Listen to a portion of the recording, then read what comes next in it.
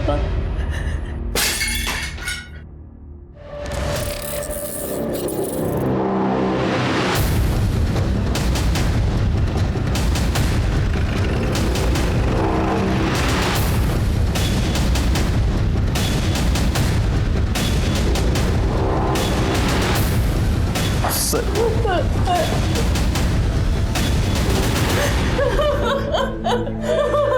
मेरी अवनी। पूजा, बॉडी को नीचे उतारो।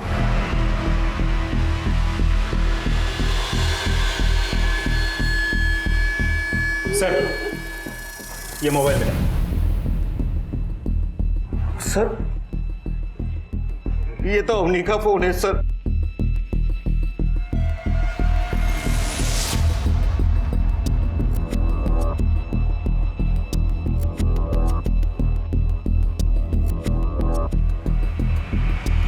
सर, देख के तो सुसाइड केस लगता है। सर, बॉडी पे कोई इंजरी के मार्क्स नहीं है और ना ही रेप और मोलेस्टेशन के साइंस है। निशान कैसे हो सकता है सर? अवनी अपने घर में सुरक्षित थी सर। बॉडी को पोस्टमार्टम के लिए भेज दो और ये फोन फोरेंसिक में भेज दो। सर, 2 दिन बाद अवनी की शादी थी। हम शॉपिंग करने बाहर गए थे। घर आके सारा सामान उसे दिखाने के लिए जैसे ही कमरे में गए तो हमें अवनी बेटा,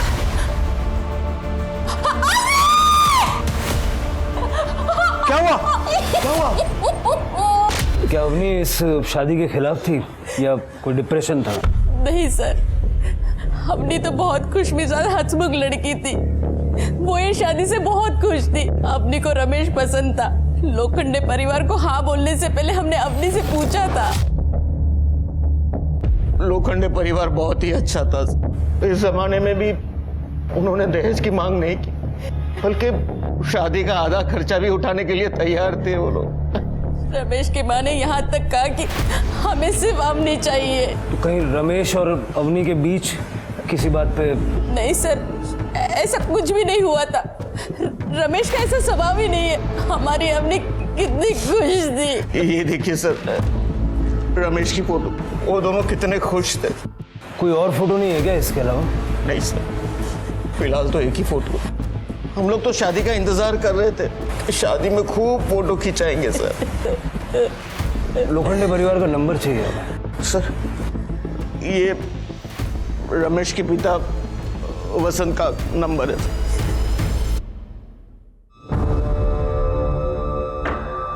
कोई भी माँ बाप अपने बच्चों के लिए कभी बुरा नहीं बोलते, लेकिन कभी कभी माँ बाप को ही नहीं पता होता कि उनके बच्चों की जिंदगी में चल क्या रहा है। अवनी का सीडीआर निकालो और उसका पूरा बैकग्राउंड चेक करो।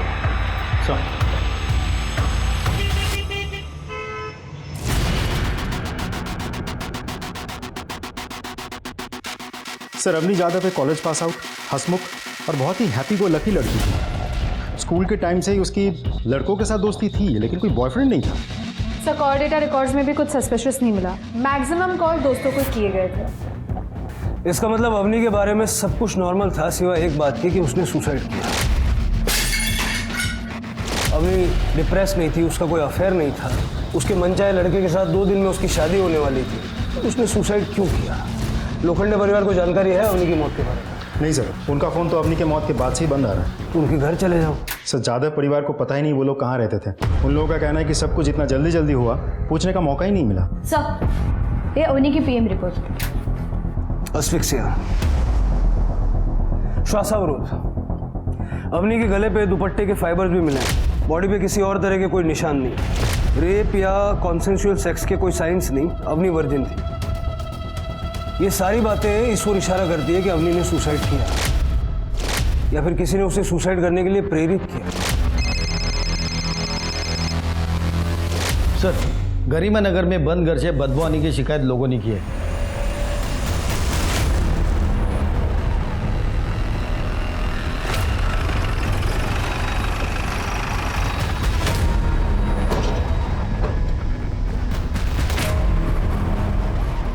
मैं मकान मालिक मोरिया आठवले। कुछ दिन पहले मैंने ही ये घर बेचारे फैमिली के 4 सदस्यों को भाड़े पे दिया था।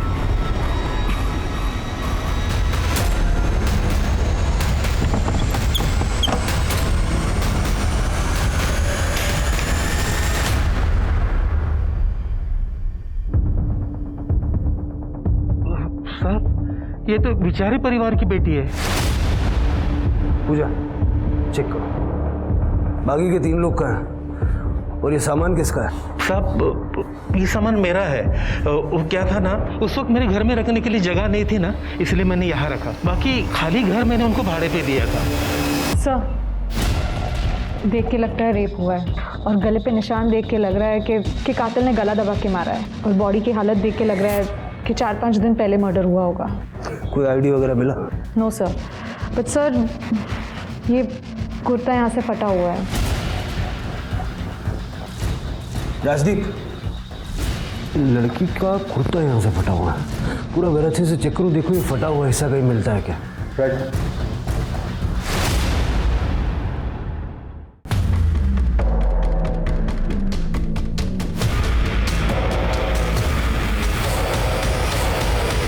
सर, पूरा घर अच्छे से छानना है, लेकिन कपड़े का ऐसा टुकड़ा तो कहीं नहीं मिला और घर की हालत देख के लगता नहीं घर में मारामारी या तोड़फोड़ या छीना चपटे कुछ हुई होगी। सर, ऐसा भी तो हो सकता है कि लड़की का रेप और मर्डर कहीं और हुआ हो, जहाँ कपड़े का टुकड़ा गिर गया हो और वहाँ से किसी ने बॉडी को इधर डंप कर दिया हो। मतलब कातिल जानता था कि लड़की रहती कहाँ है। मोहल्ले का सीसीटीवी फुटेज चेक करो और पड़ोसियों से बातचीत करो। सर, मौर्या जी 1 मिनट। हाँ सर। रेंटल एग्रीमेंट की कॉपी चाहिए हमें। सर उनको 1 महीने के लिए घर चाहिए था और पैसे भी एडवांस में दिए थे, इसलिए एग्रीमेंट कॉपी नहीं बनवाया। तो बिना एग्रीमेंट के घर भाड़े पे देना कानूनन जुर्म है, जानते हो? हाँ सर। कौन कौन था उनके परिवार में? वडील सदानंद विचारे, त्यांची बायको आणि 20-25 वर्षाचा मुलगा। वो लड़की देखने के लिए यहाँ नासिक आए थे, इसलिए उन्हें सिर्फ 1 महीने के लिए घर चाहिए था। सदानंद विचारे। हाँ। बीवी और बेटे का नाम क्या है? सर पता नहीं, मैंने तो डील सदानंद विचारे के साथ की थी। रहने वाले कहाँ के बोलो? सॉरी सर, पता नहीं। साहब, हमारी बेटी सुजाता 1.5 महीने पहले उसकी शादी हो गई थी, तब से वो गायब है। लड़के के घर वालों को भी कोई पता नहीं मिल रहा है, वो भी सब गायब है साहब। गायब है? हमारे बेटी के लिए अच्छे घर से रिश्ता आया था, इसीलिए हमने पाटिल परिवार को हमारे घर पर बुलाया था। ये मेरे बाबा मनोहर पाटिल। नमस्कार। नमस्कार। और ये मेरी आई नंदिनी पाटिल। नमस्कार। और ये मेरी प्यारी छोटी बहन राखी। हेलो। लीला जी, ये मेरी धर्मपत्नी लीला है और ये है मेरी बेटी सुजाता। बहन जी आप भी बैठिए ना। हाँ। हाय भाभी, कितनी प्रिटी है ना। सॉरी सॉरी सॉरी, पहले आप दोनों एक दूसरे को तो हाँ बोल दो। वैसे एक बात बोलूं, भैया का तो पता नहीं पर मेरी तरफ से हाँ है। जी मैं दुबई में जॉब करता हूँ और हम सब वहीं सेटल्ड हैं। अच्छा। लेकिन मुझे शादी इंडियन लड़की से ही करनी है, इसलिए हम सब इंडिया आए। अरे बेटी आओ ना यहाँ, आ जाओ।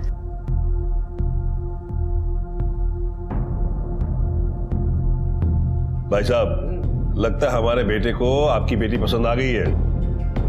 और नहीं तो क्या, इतनी प्यारी जो है। क्यों राजेश? हाँ? शर्मा रहा है। मैं ये सोच रहा था कि अगर आप लोगों को इतराज ना हो और सुजाता बेटी की अगर हाँ हो तो आगे क्या करना है, कैसे करना है, उसको डिस्कस कर लेते हैं। हाँ बिल्कुल। बल्कि मैं तो ये कहता हूँ कि अगले 3-4 दिनों के अंदर इनकी शादी कराई देते हैं। हाँ। भाई साहब, 4-5 दिनों के अंदर शादी मतलब बहुत जल्दी हो जाएगी। हॉल बुकिंग है, पंडित जी है, कार्ड छपवाने हैं, रिश्तेदारों को बताना है। ये सब करने की जरूरत नहीं है। अरे हाँ, जैसे कि हमने आपको बताया कि राजेश को जल्द से जल्द दुबई जाना है, नौकरी ज्वाइन करनी है ना, तो सबसे जरूरी बात यह है कि सुजाता का पासपोर्ट रेडी है कि नहीं। वो तो है, पर शादी की तैयारी भी तो। भाई साहब, हमें एक सिंपल शादी चाहिए और सुजाता बेटी जैसी बहू मिल गई हमें, तो और क्या चाहिए हमें। हाँ, पर इतनी जल्दी शादी। प्लीज हाँ कर दीजिए ना, मुझे सुजाता ही चाहिए भाभी के रूप में। अच्छा ठीक है, अगर आप कह रहे हो तो हमारी हाँ है। लगता है भगवान की यही इच्छा है। ये बिल्कुल सही कहा आपने भाई साहब। लीजिए, आज ही सुबह मैंने इस रिश्ते के लिए प्रार्थना की थी और देखिए रिश्ता पक्का हो गया। क्या बात है। पहला मुंह मीठा किया। धन्यवाद धन्यवाद। अच्छा बेटी, कल हम तुमको शॉपिंग पे ले चलेंगे। अरे बाप रे, क्यों? इतना सारा सामान? बहुत शॉपिंग की तुम लोगों ने। बहुत पैसा खर्चा हुआ होगा ना? नहीं आई, राजेश ने मुझे पैसे देने ही नहीं दिए। इन्होंने कहा कि मैं इनकी होने वाली बीवी हूँ तो मुझसे पैसे नहीं ले सकते हैं। अरे तुम लोग खड़े क्यों हो? हाँ या बस चला। नहीं अरे शादी की काफ़ी तैयारी है, बाकी बहुत काम है। भैया आज मैं भाभी के साथ रुक जाऊँ क्या? क्या रुक जाओ, तुझे पता है ना घर पर तेरा कितना काम बाकी है। अच्छा ठीक है भाभी, शादी करके जल्दी से घर पे आ जाओ, फिर हम बैठ के खूब सारी बात करेंगे। हाँ चलो ठीक है। अच्छा संभल के जाना। कितनी नसीब वाली है तू।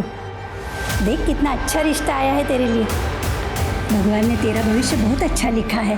सब कुछ एक सपने की तरह था। 3 दिन के बाद सुजाता की शादी राजेश के साथ हो गई। छोटा फंक्शन रखा था क्योंकि उन्होंने कहा उनके सब रिश्तेदार अलग अलग शहरों में रहते हैं और इतने कम वक्त में वो नहीं आ पाएंगे। और उसी रात सुजाता दुबई चली गई। बाबा काजी और दुबई पहुंचने के बाद फोन करना, हाँ? भूलना मत। हाँ बाबा, आप अपना ख्याल रखना, ध्यान रखना। बस वही लास्ट टाइम था जब हमने अपनी बेटी को देखा था।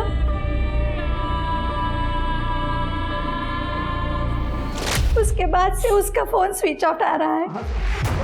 हमने राजेश के परिवार को भी ट्राई किया लेकिन सबके फोन बंद है। ये पाटिल परिवार रहता कहाँ है?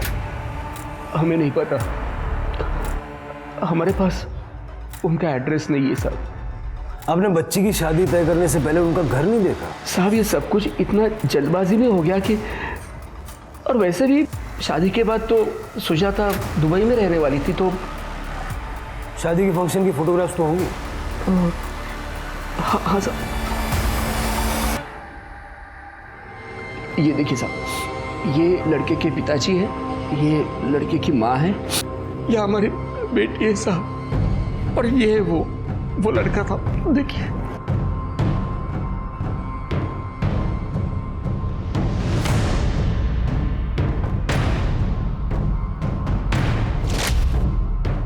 इसमें चेहरा साफ नजर नहीं आ रहा है। आपके पास दूसरी फोटो नहीं है? नहीं साहब, हमारे पास बस इतनी फोटोग्राफ्स है। वैसे उन लोगों ने काफ़ी फ़ोटो खींची थी, उन्होंने कहा था कि हम बाद में दे देंगे, लेकिन सब बाद में हमको समझ में आया कि हमारे साथ धोखा हुआ है। लेकिन ऐसा लग रहा था साहब कि हमारी बेटी के लिए इससे अच्छा रिश्ता हो ही नहीं सकता, इसलिए हमने कुछ पूछा भी नहीं। पूजा, इनसे पाटिल परिवार की सारी डिटेल्स ले लो। यस सर, चलिए। साहब हमारी बेटी को। हाँ चलो। राजदीप, ये राजेश का फेस कट कुछ रमेश जैसा नहीं लग रहा था? मतलब वो अंगूठियां और ब्रेसलेट भी मुझे सेम ही नजर आ रहे थे। राइट सर, हाइट, बॉडी, कदकाठी बिल्कुल वैसी ही है। पता करो ये राजेश कहाँ बेस्ड है, और उस रात राजेश और सुजाता ने वाकई में दुबई की फ्लाइट बोर्ड की भी थी या नहीं?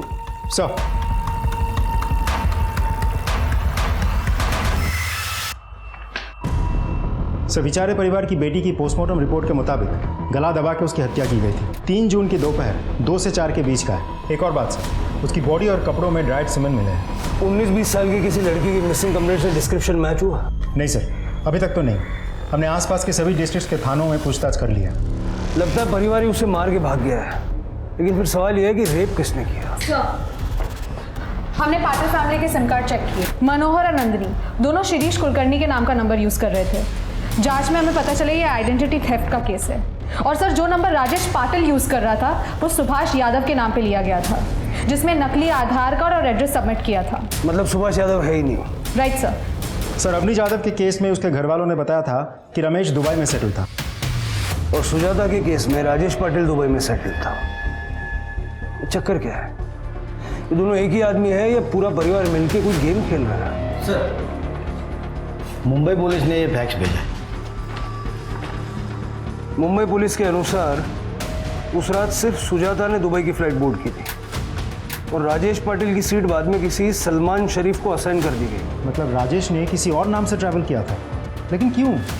सर, राजेश और सुजाता की शादी होती है। शादी के बाद राजेश सुजाता को दुबई लेके जाने वाला था अपने घर में, तो फिर सुजाता ने अकेले क्यों ट्रैवल किया?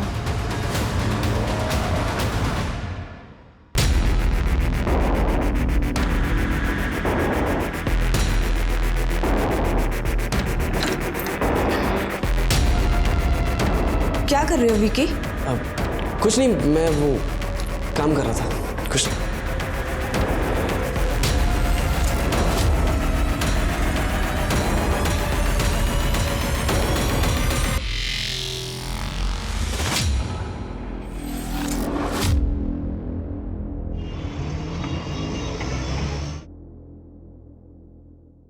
सर, ये उमाकांत देशपांडे है। इनकी बेटी निधि शादी के बाद से ही मिसिंग है। बैठिए। सर, कुछ साल पहले बीमारी के चलते मेरी बीवी का देहांत हो गया। उसके बाद से आज तक मैंने मेरी बेटी निधि को अकेले पाला। फिर उसकी शादी की उम्र हो गई तो मैंने मैट्रिमोनियल साइट पर उसके कुछ डिटेल डाल दिए थे और कुछ 3 महीने बाद हमें एक अच्छा सा रिश्ता आया। आदित्य गडकरी, जो दुबई में काम करता है। दुबई में? और ये आदित्य अपने माँ बाप और छोटी बहन के साथ आपसे मिलने आपके घर आया होगा?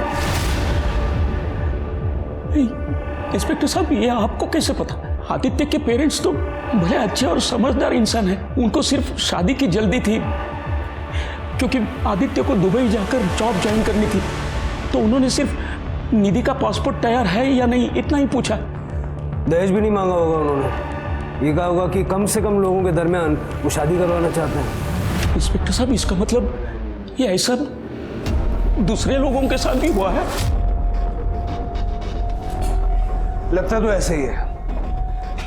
पिछले 3 महीनों में निधि या आदित्य के परिवार के साथ आपका कोई कांटेक्ट नहीं हुआ? नहीं, दुबई जाने के बाद निधि के साथ 1 हफ्ते तक मेरी बात हुई थी। उसने कहा भी कि वहां सब कुछ ठीक है। फिर अचानक उसका फोन बंद आने लगा। फिर मैंने आदित्य और उनके पेरेंट्स के साथ बात करने की कोशिश की, उनको कांटेक्ट करने की कोशिश की, लेकिन उनके फोन भी स्विच ऑफ आ रहे हैं। और आपको ये भी नहीं पता होगा कि नासिक में वो लोग रहते कहाँ हैं? नहीं, गुलाब सर्कल के आसपास कहीं तो रहते हैं, इतना उन्होंने बताया था। तो मैंने कुछ दोस्तों के साथ उन्हें ढूंढने की कोशिश भी की, लेकिन मेरे हाथ कुछ नहीं लगा। फिर मैंने मैट्रिमोनियल साइट के लोगों के साथ बात की, तो उन्होंने मुझे एक कंपनी का पता दिया। मैं उनके पास गया तो उन्होंने कहा कि आदित्य गडकरी नाम का कोई भी आदमी हमारे पास काम नहीं करता। इंस्पेक्टर साहब, बस इसलिए आपके पास आया हूँ मदद मांगने के लिए। देखिए, उनकी मोडस ऑपरेंडी काफी हद तक हम समझ चुके हैं।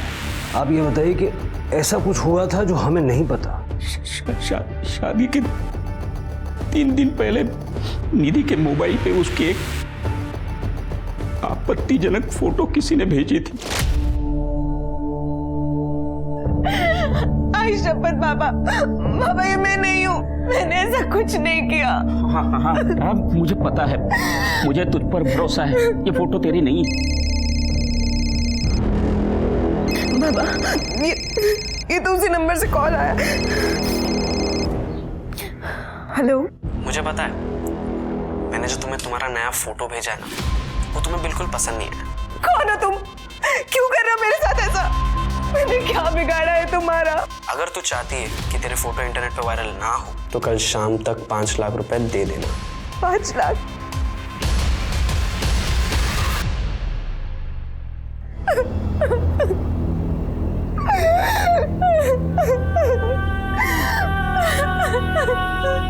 इंस्पेक्टर साहब, मैंने अपनी सारी सेविंग्स इकट्ठा करके पैसे जमा किए, लेकिन दूसरे दिन अचानक आदित्य और उसके पिताजी घर आ गए।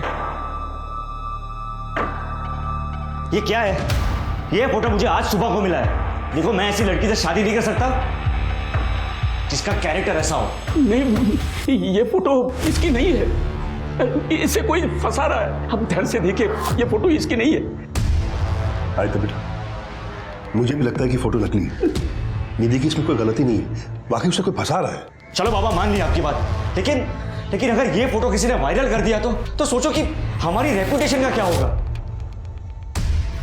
उन्होंने 5 लाख रुपए मांगे, मैंने सब पैसे इकट्ठा कर लिए। अब शाम को निधि जाके उनको पैसा दे देगी, उसके बाद वो फोटो वायरल नहीं करेंगे, ऐसा कहा है उन्होंने। इस बात की कोई गारंटी है? आदित्य बेटा, ये ब्लैकमेलर्स अपनी बात के बहुत पक्के होते हैं। एक बार पैसा पहुंचा दिया ना, उसके बाद कुछ नहीं करते। भरोसा है ना मुझ पर? मैं करता हूं ना। रुको बाबू, आप नहीं 5 लाख रुपए दे दीजिए। मैं आपको वचन दे रहा हूं, आदित्य निधि से ही शादी करेगा। आप फिक्र मत कीजिए। ठीक है बाबा, जैसा बाबा चाहते हैं वैसा ही होगा। मैं निधि से शादी करूंगा। मैं जिंदगी भर आपका एहसान। अरे बाबा, अरे बाबा, अरे उठिए बाबा। अरे ये आप क्या कर रहे हैं? आप भी तो मेरे बाबा जैसे ही है ना। और क्या मैं अपने परिवार के लिए इतना नहीं कर सकता? लेकिन बाबा, ब्लैकमेलर को पैसे देने मैं जाऊंगा। मैं वहां निधि को अकेले भेजने का रिस्क नहीं ले सकता।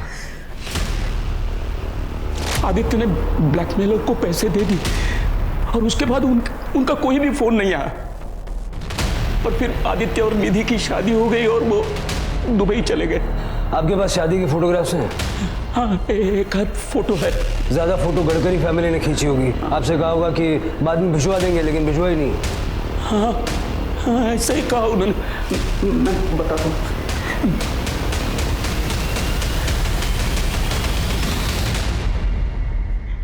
सर, ये तो बेचारे परिवार की बेटी है। ये आदित्य की छोटी बहन है राखी। निधि देशपांडे, सुजाता खरे और अवनी जाधव, ये तीनों केस एक दूसरे से जुड़े हुए हैं। तीनों केसेस में सस्पेक्ट दुबई भेज है और उसकी फैमिली का कोई अता पता नहीं। ये पाटिल, लोखंडे, गडकरी या जो भी कह लो, ये परिवार लोगों को धोखा देता है। निधि और सुजाता, इन दोनों लड़कियों को इस परिवार ने शादी के जाल में फंसाया। निधि की मॉब फोटो होने के बावजूद लड़के ने उससे शादी की और शादी के बाद से ये दोनों लड़कियां गायब। और तीसरी विक्टिम अवनी, उसने क्यों सुसाइड कर लिया? चक्कर क्या है? और राखी को किसने मारा? सर, कहीं ऐसा तो नहीं कि इन्हीं के द्वारा फंसाए हुए किसी परिवार ने बदला लेने के लिए राखी को मार डाला हो सकता है। इस परिवार की फोटो सर्कुलेट करो सब जगह। आई एम श्योर और भी विक्टिम सामने आएंगे। सर, आपका अंदाजा सही निकला। अवनी के फोन से कुछ डिलीटेड फोटोज मिले हैं। हमारी साइबर क्राइम टीम ने उन फोटोज को रिट्रीव कर लिया है। अवनी के पेरेंट्स को इस फोटो के बारे में पता नहीं था। सर, अवनी को तो हमने खो दिया था। बच्ची कुछ इज्जत भी ना चली जाए, इसलिए आपको नहीं बताया था फोटो के बारे में। उस दिन हम शॉपिंग करके घर वापस आए तो हमें अवनी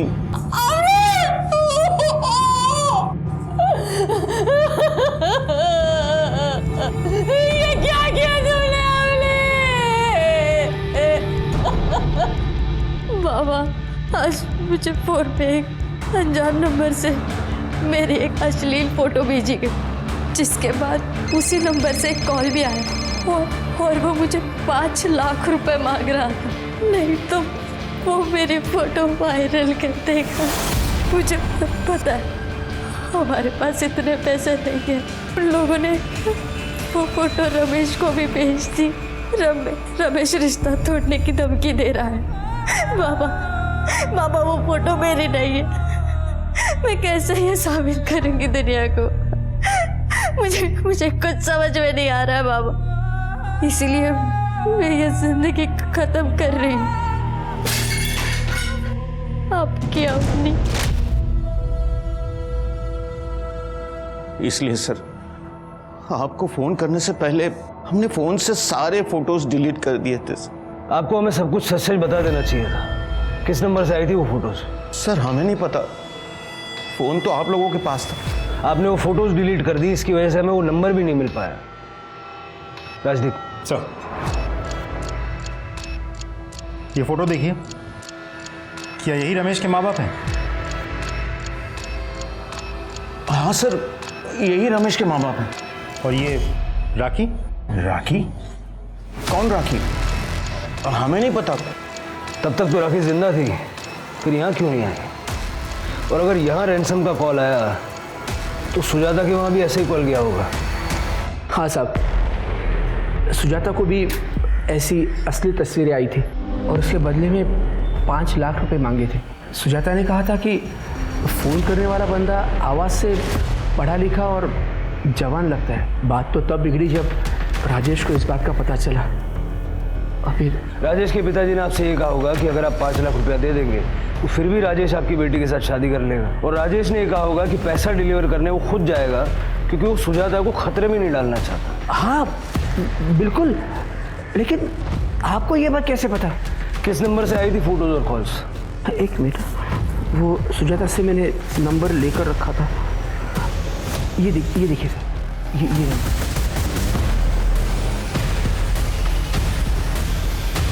ये ठग परिवार लड़कियों को शादी के जाल में फंसाता है और उन्हें सुनहरे भविष्य के सपने दिखाता है। ये मॉफ्ड फोटो और ब्लैकमेल ये उसी ठगी का हिस्सा है। अभी जो विठल ने हमें नंबर दिया उसे चेक करो और वो मैट्रिमोनियल वेबसाइट भी चेक करो जहाँ से इन्होंने अवनी, निधि और सुजाता को ढूंढा था। ये अमर, राजेश, रमेश, ये जो कोई भी है, हो सकता है इसका असली नाम और पता वहाँ से मिल जाए।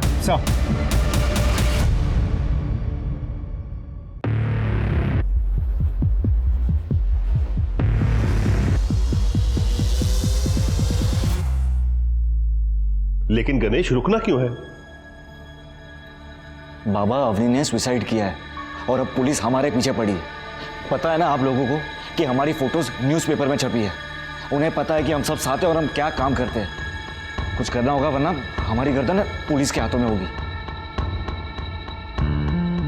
बात तो तुम सही कह रहे हो, खतरा तो है, पर सवाल यह है कि और क्या काम कर सकते हैं हम सबको अपने लिए कुछ सोचना पड़ेगा।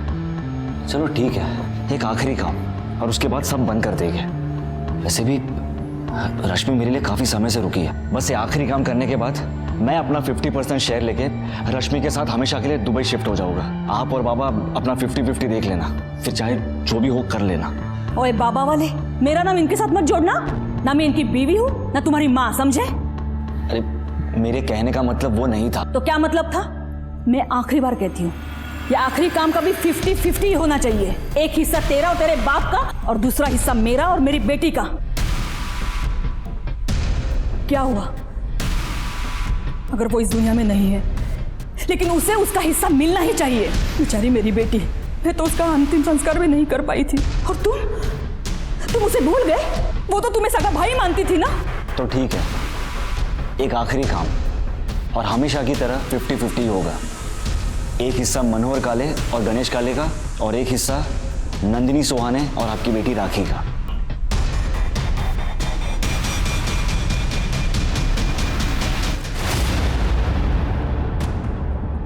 सर, स्केच को पेपर में छपवा दूं? नहीं पूजा, अभी नहीं, ये सतर्क हो जाएगा। सारे मैट्रिमोनियल वेबसाइट्स पे इस चेहरे को ढूंढो, देखो इसने किसी लड़की की प्रोफाइल पे इंटरेस्ट जाहिर किया है क्या।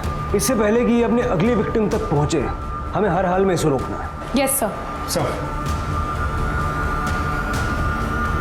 हाँ, आप चिंता मत कीजिए, इसी हफ्ते काम हो जाएगा।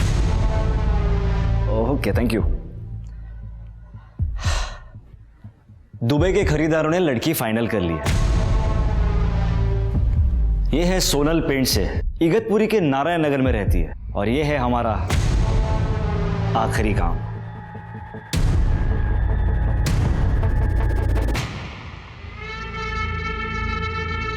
मनोहर, तुम इस वक्त यहाँ? वो एक्चुअली मैंने सोचा कि हमारी नकली शादीशुदा जिंदगी के लिए एक आखिरी बार चीयर्स कर लें।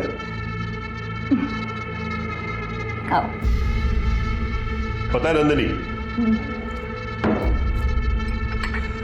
अगर हम उस रात को नहीं मिले होते ना उस शादी में जहां हम दोनों बिन बुलाए बाराती थे, मुझे कभी पता ही नहीं चलता कि तुम भी मेरी तरह एक मास्टर ठग हो। रोहित वेड्स अंजू। अरे वाह, तुम्हें तो नाम भी याद है। वो दिन मैं कैसे भूल सकती हूँ। उस दिन तो मैं फंसते फंसते बच गई थी। हे, कौन हो तुम? मैं वो ये तुम यहीं पे रुको, मैं अब भी अपने भाई को बुला के लाती हूँ। नहीं, मैं वो। अरे डार्लिंग, कमाल हो, मैं तुम्हें वहां ढूंढ रहा हूं, तुम यहाँ। अच्छा बताओ, घड़ियां मिली क्या? अरे वहां सिरा साहब वेट कर रहे हैं यार, तुम यहाँ बातें कर रही हो। दरअसल लड़की के पिता अपने सिरा साहब मेहमानों को घड़ियां दिखाना चाहते थे, तो मैंने अपनी वाइफ इनसे कहा जाके घड़ियां लेके आओ। और ये है कि तुम मीरा अब खड़ी रहोगी क्या? वहां वेट कर रहे हैं सिन्हा साहब। चलो चलो चलो। उस दिन तुमने क्या नाटक किया था मनोहर कि मैं तुम्हारी बीवी हूँ। और देखो, उस दिन के बाद आज तक हम लोग साथ में काम कर रहे हैं। सच में हम दोनों ने मिलकर कितने बड़े बड़े काम साथ में किए। नंदिनी, मुझे लगता है कि हम दोनों को शादी कर लेनी चाहिए। मेरी बात का बुरा नहीं लगा ना? सोचती तो मैं भी हूँ कभी कभी, कि राखी के मौत के बाद मैं भी अकेली पड़ गई हूँ। वैसे तुम्हारी पत्नी बनकर जिंदगी गुजारना इतना भी बुरा नहीं है। तो ठीक है, इस आखिरी काम के बाद हम दोनों शादी कर लेते हैं। चीयर्स। चीयर्स। सर, नकली दूल्हे की प्रोफाइल मिल गई है। सर ये देखते हैं। रोहन वर्तक, बैकग्राउंड सेम है, फैमिली डिस्क्रिप्शन भी सेम है, इगतपुरी का एड्रेस है लेकिन कोई नंबर नहीं दिया। सर कांटेक्ट के लिए एक ईमेल आईडी है। फटाफट ये ईमेल आईडी साइबर सेल को भेजो ट्रेस करने के लिए, और इगतपुरी चलने की तैयारी करो। Yes sir.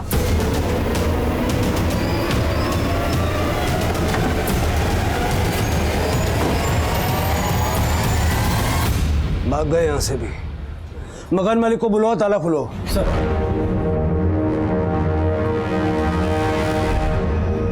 दरवाजा खोलो।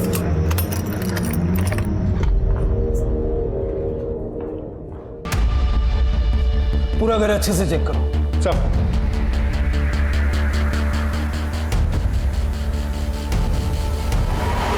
कहाँ रहते हो तुम? यही पास में रहता हूँ। ये लोग रहते थे यहाँ? यही किराएदार थे। इन्हें सिर्फ 1 महीने के लिए किराए पर मकान चाहिए था और उन्होंने किराया भी एडवांस में दिया था। अभी तो सिर्फ 10 दिन ही हुए हैं और आज सवेरे अचानक उनका फोन आया और कहा कि हम मकान खाली कर रहे हैं और चाबी पड़ोसियों के पास दे देंगे।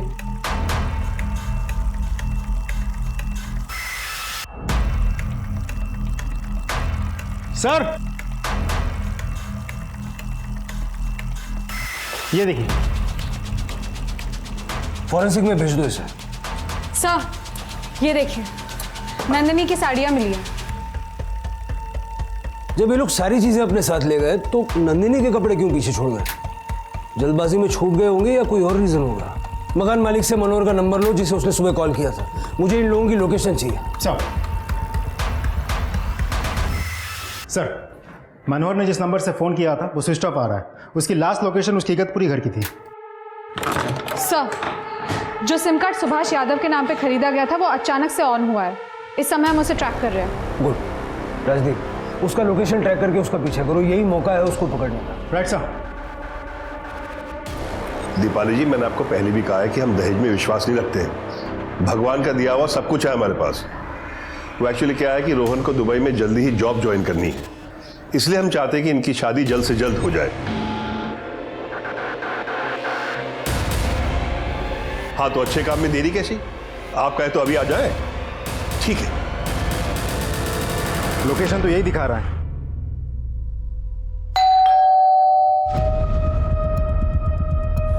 जी नमस्ते, मैं मनोहर वर्तक। फोन पर आपसे मेरी बात हुई थी। जी, अरे बारिश में भीग क्यों रही? आइए अंदर आइए।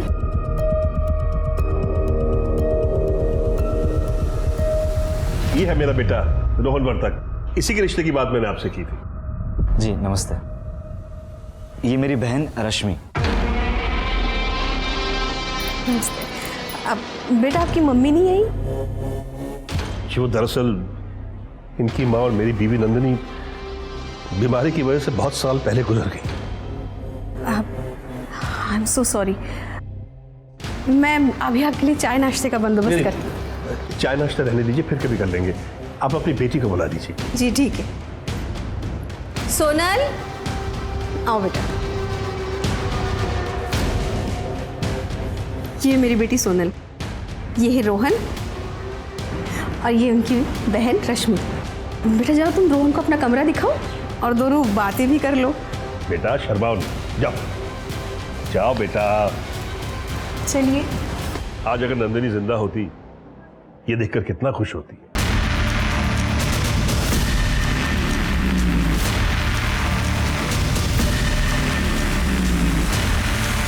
यस, मैंने सारी डिटेल्स दी है। ओके। बड़े साहब, मुझे बड़े साहब से मिलना। नंदिनी, मुझे बड़े साहब से मिलना है, मुझे बात करनी है उनसे।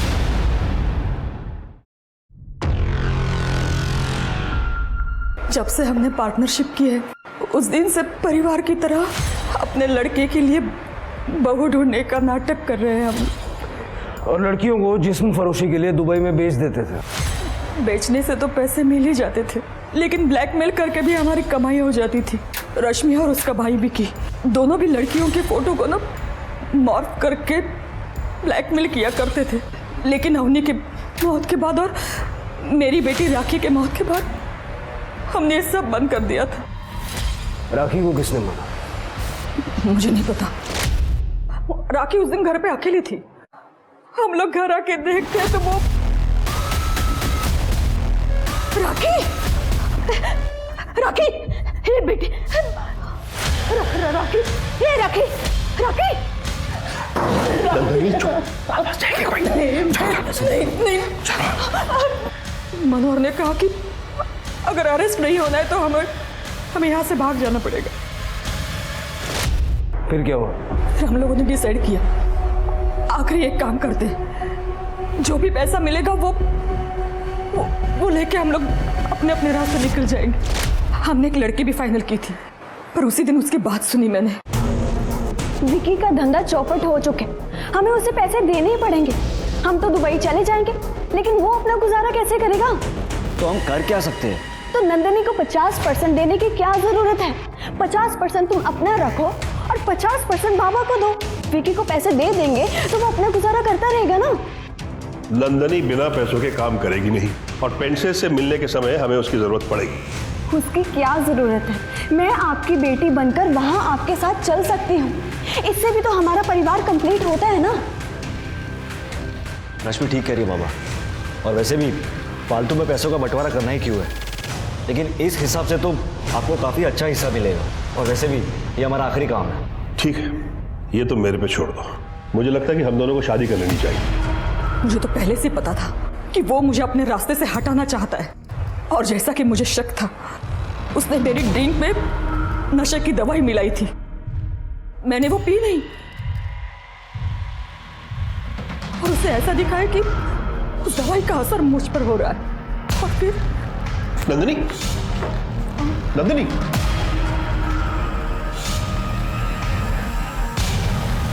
हेलो गणेश,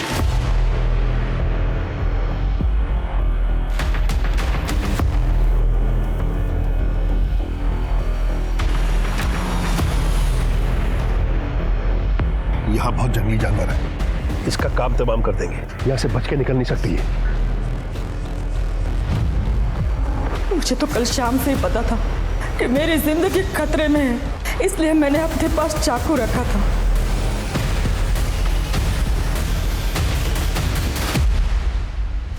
मुझे इंसाफ दीजिए, मुझे इंसाफ चाहिए।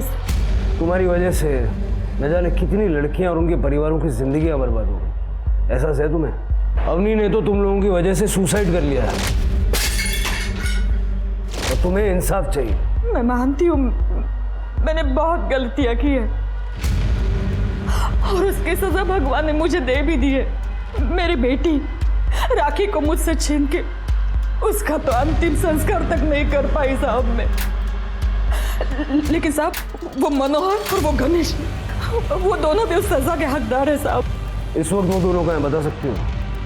सोनल पेंट से 24/130 नारायण नगर। इनको भी लेके चलना साथ में। नारायण नगर 24/130। बाप बेटे दोनों वहां पहुंच रहे, फटाफट निकलो, मैं भी निकलूं।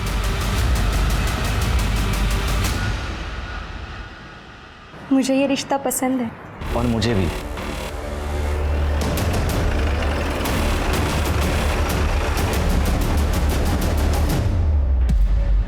भगवान तेरा लाख लाख शुक्र है।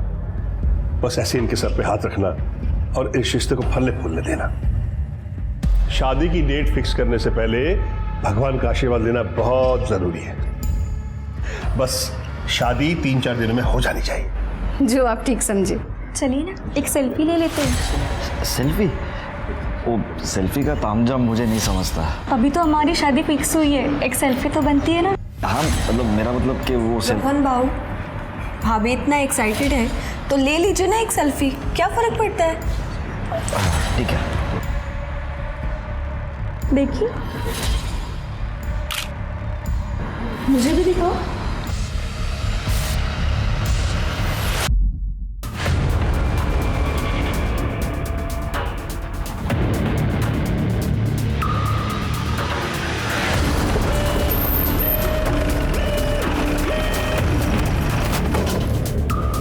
सर अगर ये बाहर है तो अंदर कौन है फिर?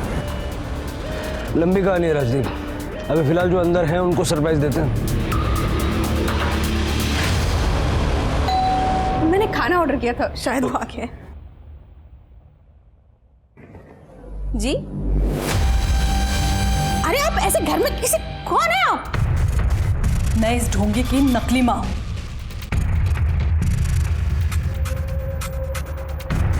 जो आपकी बेटी की जिंदगी बर्बाद करने आया है यहाँ पे। और ये लड़की रश्मि इसकी बहन नहीं, गर्लफ्रेंड है, जिसे लेके ये भाग जाना चाहता है। नाटक मंडली, तुम्हारा नाटक खत्म हुआ। चलो अरेस्ट करो सब। सर कसम से ये हमारा आखिरी काम था। राखी को क्यों मारा तुम लोगों? सर राखी को हमने नहीं मारा। सर मुझे जलने से कोई फर्क नहीं पड़ता, मगर राखी को मैं अपनी छोटी बहन जैसा मानता था। सपने में भी उसके बारे में बुरा नहीं सोच सकता था। लेकिन उस दिन हम शादी की तैयारी के लिए शॉपिंग करने गए थे बस। लेकिन जब घर वापस आकर देखा तो घर का दरवाजा खुला था और राखी की कॉल डिटेल्स आते ही सच क्या है ये तो जल्दी सामने आ जाएगा। राखी को हमारे काम के बारे में कुछ नहीं पता था। वो बेचारी तो दिल से चाहती थी कि उसकी भाभी आ जाए। आप लोगों की नाटक मंडली में विक्की का क्या रोल था? वो फोटो मूव करता था और ब्लैकमेल करने के लिए कॉल करता था। मुझे पता है, मैंने जो तुम्हें तुम्हारा नया फोटो भेजा है ना, वो तुम्हें बिल्कुल पसंद नहीं है। अगर तू चाहती है कि तेरे फोटो इंटरनेट पे वायरल ना हो तो कल शाम तक 5 लाख रुपए दे देना। 5 लाख? लेकिन हमें पैसे मिलने में कभी कोई प्रॉब्लम नहीं आई, क्योंकि पैसे हमेशा गणेश लेकर आता था। राजदीप सर, विकी को ले आओ, उसके सारे दोस्त यहाँ हैं, अकेला बोर हो रहा होगा। Right sir.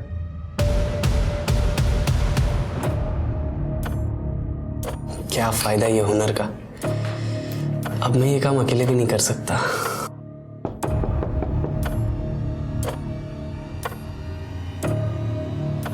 क्या अंकल कितना टाइम लगाते हो? लाओ दो, आधे घंटे से ऊपर हो गया। चल पिज्जा खिलाता हूं, अंदर चेक करो।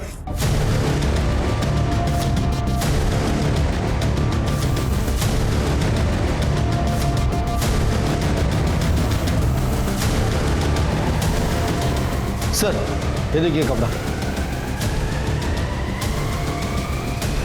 ये टुकड़ा जो राखी ने उस दिन पहना था जब तूने उसका रेप और मर्डर किया। राखी की लास्ट लोकेशन भी तेरे घर की है। अब मुंह खोलेगा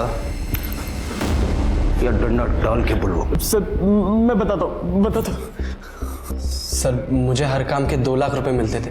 पिछले 6 महीने में मैंने 12 लाख रुपए कमा लिए थे। फिर एक दिन रश्मि और गणेश ने कहा कि ये काम बंद करना पड़ेगा। मुझे बहुत गुस्सा आया सर। इस बात पे मेरी गणेश से लड़ाई भी हुई थी सर। उसने कहा कि तू अब अपना देख ले। एक तो वो मेरी बहन को भी साथ में लेके जा रहा था। तो सर मैंने सोच लिया राखी से बदला ले लूं, क्योंकि राखी ने मुझे कहा था उसे एडिटिंग सीखनी है और मुझे पता चला कि ये लोग शॉपिंग के लिए बाहर जा रहे हैं। तो मैंने एडिटिंग के बहाने राखी को वहां बुला लिया था।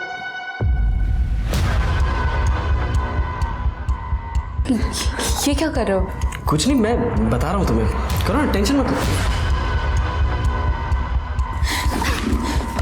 मुझे नहीं सीखनी एडिटिंग।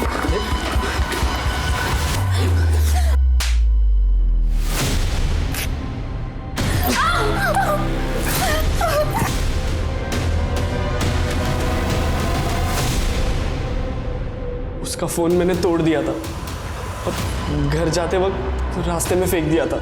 मैं उसे घर ले गया और इस बात का ध्यान रखते हुए कि मुझे कोई देख ना ले, और मैंने उसे वहाँ अंदर रखा, चाबी उसके पर्स में रखी और मैं वहाँ से निकल गया सर। तू ये भी नहीं जानता ना कि राखी गणेश की सगी बहन नहीं थी? सर ये बात मुझे बाद में अपनी बहन से पता चली। अब जेल में सड़।